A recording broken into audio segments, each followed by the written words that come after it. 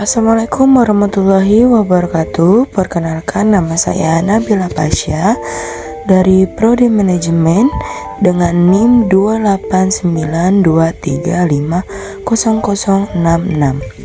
Di sini saya akan membacakan materi tentang koperasi dari mata kuliah Bank dan Lembaga Keuangan dengan dosen pengampu Bapak Dr. Sugeng Prayetno. Apa itu koperasi? Koperasi adalah organisasi ekonomi yang dimiliki dan dikendalikan oleh anggotanya.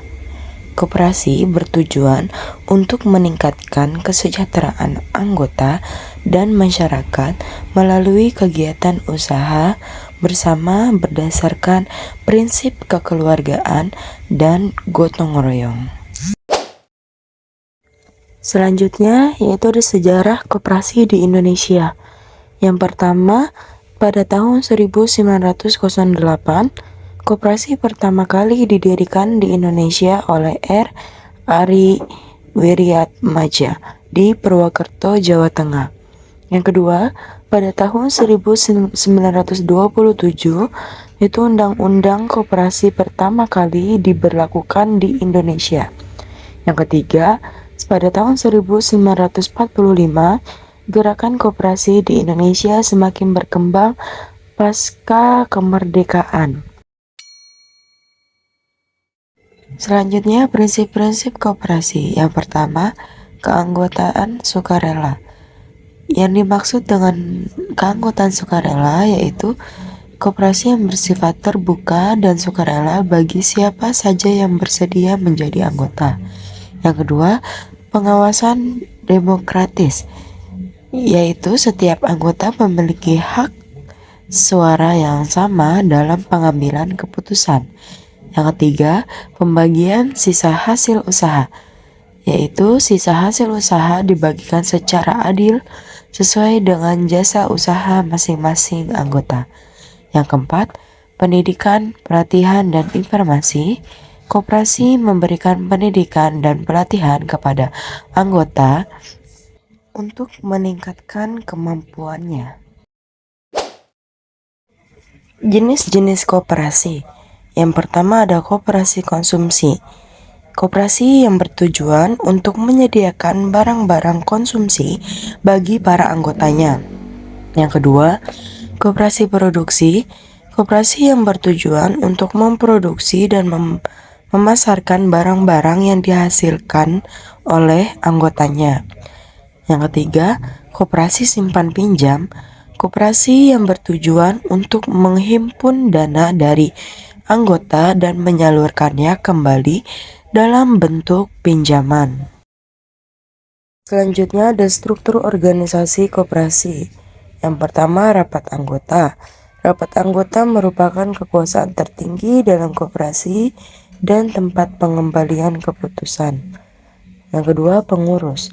Pengurus bertugas untuk mengelola koperasi dan bertanggung jawab kepada aparat anggota. Yang ketiga, pengawas.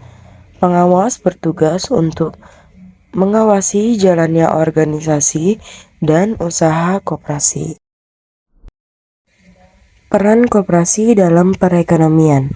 Yang pertama, pemberdayaan ekonomi rakyat. Koperasi membantu meningkatkan kesejahteraan anggota dan masyarakat sekitar. Yang kedua, pemerataan ekonomi. Koperasi membantu mewujudkan pemerataan ekonomi dengan memberikan kesempatan yang sama. Yang ketiga, stabilisasi harga. Koperasi dapat menjaga stabilitas harga barang dan jasa di pasar. Yang keempat, pertumbuhan ekonomi. Koperasi mendorong pertumbuhan ekonomi daerah dan nasional melalui kegiatan usahanya. Manfaat bergabung dengan koperasi. Yang pertama, akses modal mudah, yaitu anggota koperasi dapat memperoleh pinjaman dengan prosedur yang lebih mudah. Yang kedua, pembagian SHU adil, yaitu sisa hasil usaha atau SHU koperasi dibagikan secara adil sesuai dengan partisipasi anggota. Yang ketiga, harga barang terjangkau. Koperasi dapat menyediakan barang-barang kebutuhan anggota dengan harga yang lebih murah. Yang keempat, jaringan usaha luas. Koperasi memberikan akses ke jaringan usaha yang lebih luas bagi para anggotanya. Tantangan dan peluang koperasi di era digital. Yang pertama, digitalisasi layanan. Koperasi perlu mendapat teknologi digital untuk meningkatkan efisiensi dan jangkauan layanan. Yang kedua, kolaborasi digital. Koperasi dapat memanfaatkan platform digital untuk kolaborasi dengan minta bisnis. Yang ketiga, inovasi usaha. Koperasi harus berinovasi dengan mengembangkan produk dan layanan yang sesuai dengan kebutuhan digitalnya. Strategi pengembangan koperasi. Yang pertama ada pendidikan dan pelatihan, meningkatkan kapasitas SDM koperasi melalui pendidikan dan pelatihan. Yang kedua, kemitraan strategis, menjalin kemitraan dengan berbagai pihak untuk meningkatkan daya saing. Yang ketiga, adopsi teknologi, memanfaatkan teknologi digital untuk meningkatkan efisiensi dan jangkauan. Yang keempat, dukungan regulasi. Memperkuat dukungan regulasi pemerintah untuk pengembangan koperasi.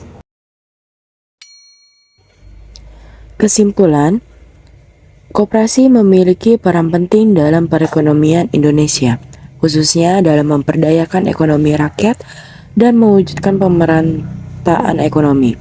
Namun, koperasi juga menghadapi tantangan di era digital yang perlu diatasi melalui strategi pengembangan yang komprehensif.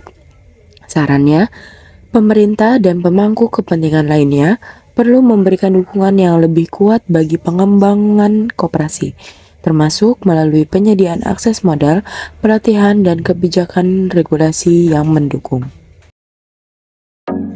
Ya, sekian presentasi dari saya mengenai tentang koperasi. Kurang lebihnya mohon maaf, and thank you for watching.